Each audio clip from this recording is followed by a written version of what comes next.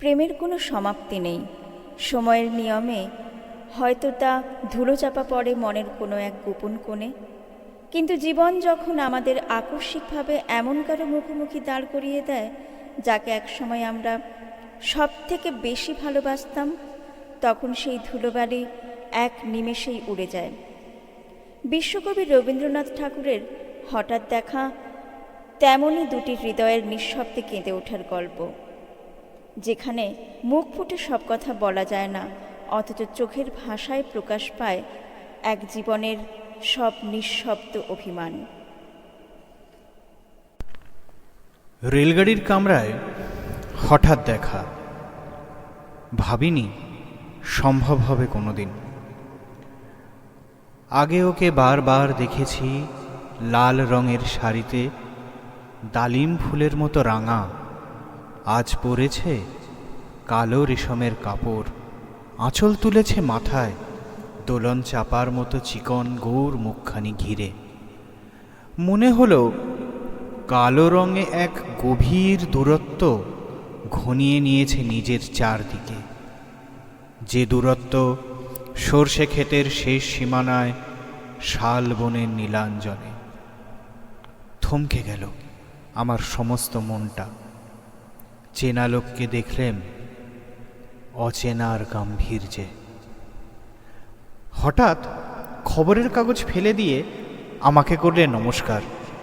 সমাজবিধির পথ গেল খুলে। আলাপ করলেম শুরু, কেমন আছো, কেমন চলছে সংসার ইত্যাদি।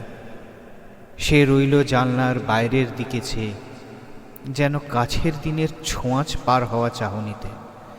দিলে অত্যন্ত ছোট দুটো একটা জবাব, কোনোটা বা দিলেই না।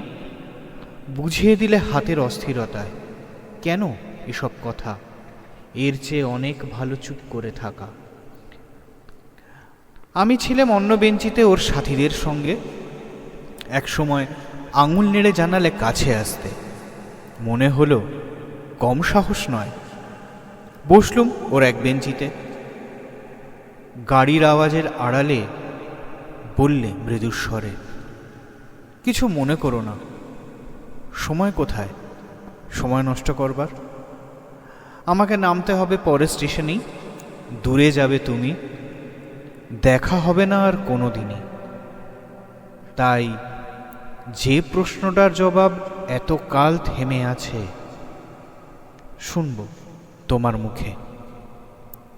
সত্য করে বলবে তো? আমি বললাম, বলবো। বাইরের আকাশের দিকে তাকিয়ে শুধোলো, আমাদের গেছে যে দিন, একেবারেই কি গেছে? কিছুই কি নেই বাকি? একটুকু রইলাম চুপ করে। তারপরে বললেন, রাতের সব তারাই আছে দিনের আলোর গভীরে। খটকা লাগলো, কি জানি বানিয়ে বললেন নাকি। ও বললে, থাক এখন যাও ওদিকে। সবাই নেমে গেল পরের স্টেশনে। আমি চললেম একা।